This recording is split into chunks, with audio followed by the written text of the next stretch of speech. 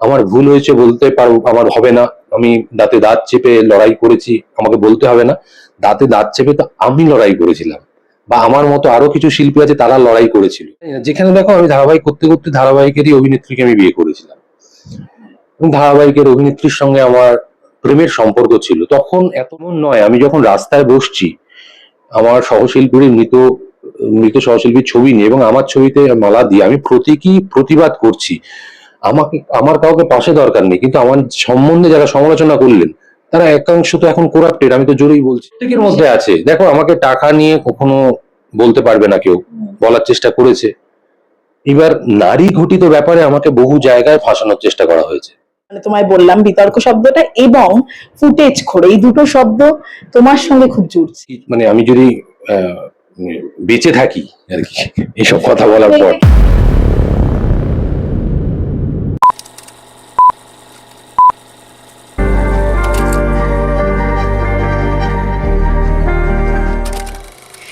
এই মুহূর্তে বিতর্ক বললেই যার নাম আসে তিনি জিতু কমল। তবে স্বেচ্ছায় যে বিতর্ক করেন তা নয়, কিছু কিছু সময় নিজের প্রয়োজনের কথা বলেন, সেটাই বিতর্ক হয়ে যায়। তবে খুব ইন্টারেস্টিং একটা সময়ে তার একটি ছবির কাজ চলছে, চোর, ইতিমধ্যে আপনারা জানেন। এবং রাজ্যে দেশে বিভিন্ন জায়গায় যখন চুরি নিয়ে কথা হচ্ছে, নানান মানুষদের আমরা যেভাবে চিনতাম একটু অন্যভাবে চিনছি, চোর তকমা পড়ছে তাদের গায়ে, সেই সময় চোর ছবি। এটা কি খুব কোইন্সিডেন্স জিতুদা? মানে তুমি শুরু করলে হচ্ছে বিতর্ক থাকলে যার নাম ওঠে, বিষয়টা আমার জন্য বিতর্ক থাকলে যার নাম ওঠে না, যার নাম মানে বিতর্ক বলেছে, দুটো আলাদা। যার নাম মানে যাই হোক, তো সেটা কারণে হয়। মানে আমারও খুব কষ্ট হয়, দুঃখ হয়, যে মাঝে মাঝে ভাবি এটা নিয়ে বলবো, থাক সেটা দিই। তারপরে ভাবি আবার একটা কথা বলি যে মানে আমার শুধু আমার জন্য আমি কথা বলি এমন নয়, তুমি যদি একটু ভালো করে ভেঙে দেখবে যে আমার ওখানে কোনো লাভ নেই। মানে আমার একটা মেল না পড়লে তাতে আমার খুব একটা অসুবিধা হবে না, আমি তো প্রডিউসারের সাথে মিটমাট করে আমার ছবির কাজ কমপ্লিট করে সবকিছু শেষ করলাম। আমি ভাবছি পরবর্তী প্রজন্ম, আমার ইন্ডাস্ট্রি, আমার দেশ, আমি মানুষ একটু এই মানে আমার বলতে ঘরের মধ্যে আবদ্ধ হয়ে যাচ্ছে, সেটার বাইরে বেরোতে হবে, শুধু আমারটা আমি বুঝবে, সেটার বাইরে। এবার এটা প্রমাণ তো আমি বহুভাবে দিয়েছি, মানে বহুভাবে দিয়েছি। এই কারণেই বারবার এখন বলি যে অন্যরাও যেন এইভাবে চলে, আমিত্ব থেকে বেরিয়ে সবার জন্য যেন কাজ করে। এবার তুমি চোর ছবি মানে অগ্নিদার ছবি, যেটার শুটিং কমপ্লিট, আমাদের ডাবিং চলছে, আর হাফ বেলা হলে হয়ে যায়। তো এটা খুব প্রাসঙ্গিক একটা ছবি। আমরা ভেবেছিলাম যে আমরাই একমাত্র রিলিজের সময় চোর পোস্টার লাগবে, কিন্তু তুমি যে প্রশ্নটা করলে যে চোর কপিরাইটটা বাইরে এমন ভাবে বেরিয়ে গেল এবং সবার মুখে মুখে চোর চোর চোর চোর। এবার আমি খুব সংশয় করলাম যে ছবিটা আমরা করলাম, যে ছবিটার জন্য আমি নিজেকে মানে চোর চরিত্রে অভিনয় করলাম, আজকে এত লোক চোর বেরিয়ে গেল, সেটা নিয়ে আমি এখন ছবি নিয়ে চিন্তিত হয়ে পড়লাম যে ছবির নামটা ঠিক হলো তো, মানে চর্চিত নাম হয়ে গেল। কি হবে এবার? বাইরেই তো সিনেমা হচ্ছে, কি হবে এবার? এই সিনেমাটা চাপ হয়ে গেল।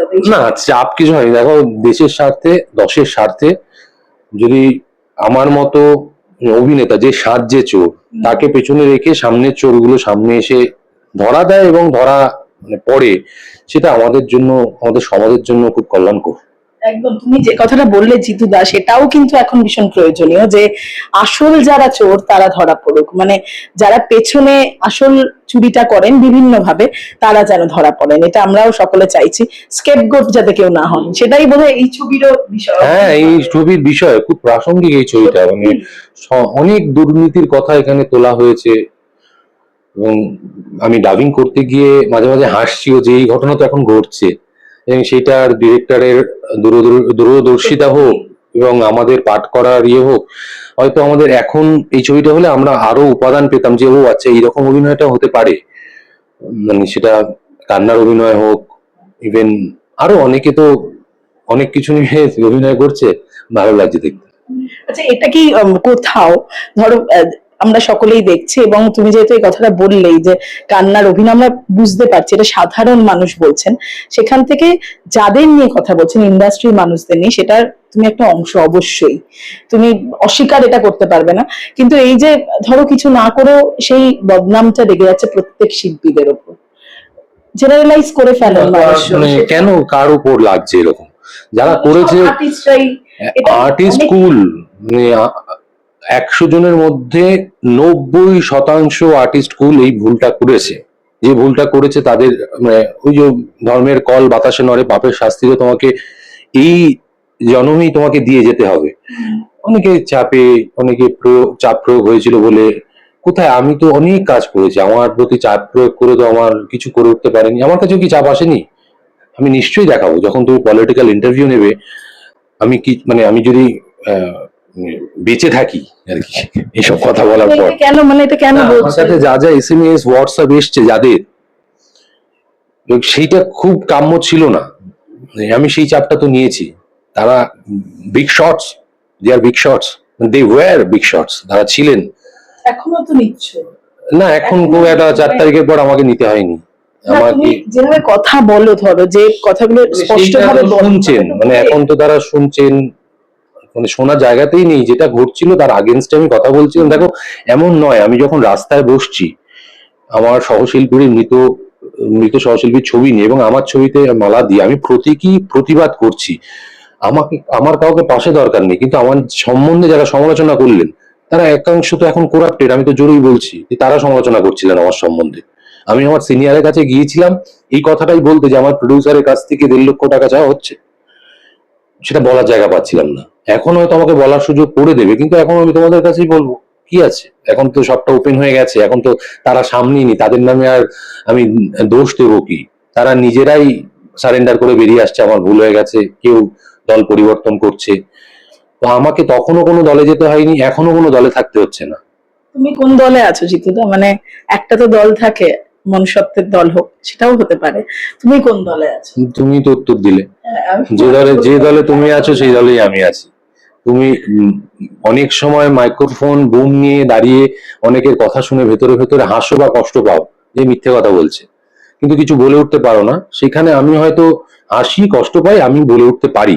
তোমার বাধ্যবাধকতা আছে, অনেকের বাধ্যবাধকতা আছে। আমি ভাবি যে আমার তো একটাই জীবন, যে অন্তত সোসাইটির জন্য কিছু ছাপ যেন ছেড়ে যেতে পারি। শুধুমাত্র অর্থ ইনকাম করলাম, দারুণ চরিত্র করলাম, স্টারডাম নিলাম, ঘুরে গেলাম, স্টারডাম ওইভাবে হয় না। মানুষের মৃত্যুর পর আমার আমার 4টে মানুষ আমার ঘাট ধরতে আসছে কিনা এবং কতজন মানুষ মৃত্যুর পর আমাকে নিয়ে কথা বলছে, সেটা খুব দামি।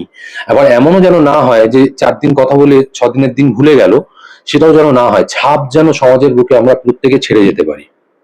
একদম। এত সাহস কোথা থেকে পান জিতু কমল? এটা কিন্তু অনেকেরই প্রশ্ন, বন্ধু শত্রু সকলের।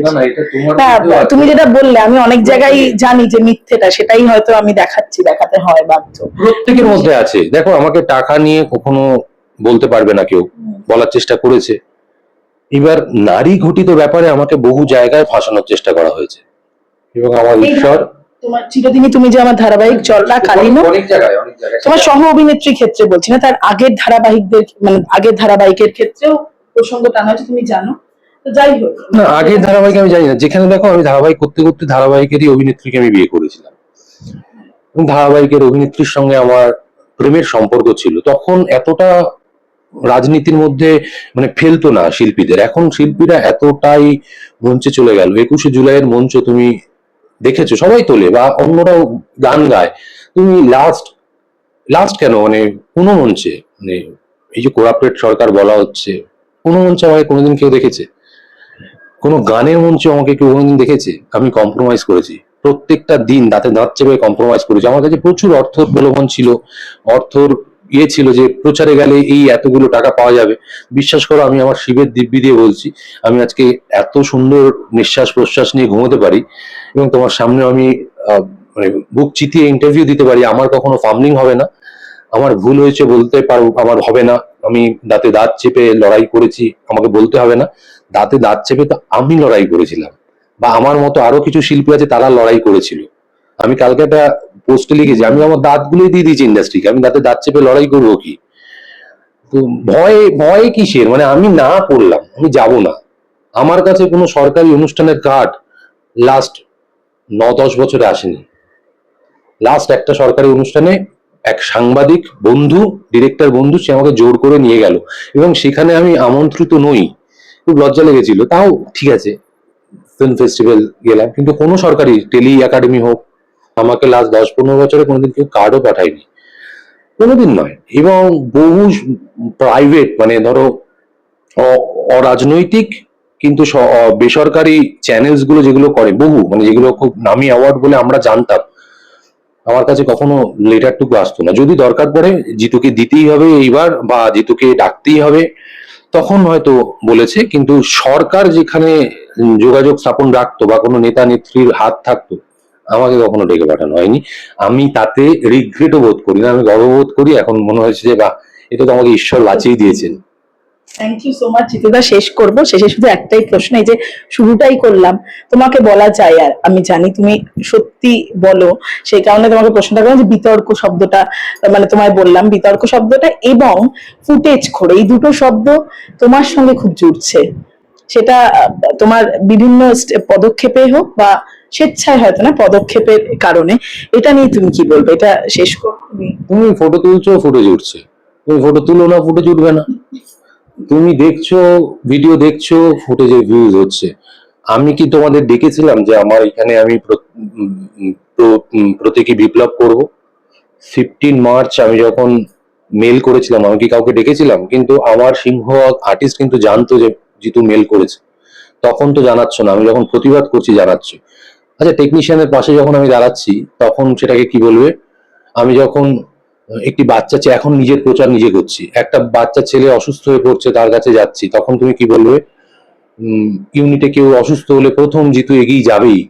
তোমাদের দুজন এসছে বা যারাই আসুক না কেন, রাত্রে কেউ, উৎসবদার স্ত্রী আমার সঙ্গে যোগাযোগ করেছিল, জিতু বেরোবেই। তুমি চেষ্টা করেছিলে। তাহলে যদি এটাকে ফুটেজ খোর বলে, I love to be a footage খোর। আমি নিজের প্রতি প্রাউড ফিল করি, আমি ফুটেজ খোর। Thank you. আপনারাও হন ফুটেজ খোর, হন যদি সমাজের কোনো দায়িত্বে কাজে লাগে আপনারা তাও ফুটেজ খোর এই তকমাটা নিন। যাই হোক, চোর আসছে বড় পর্দায়, বড় পর্দায় দেখবেন চোরদের। এই তো, থ্যাংক ইউ সো মাচ জিতুদা, থ্যাংক ইউ।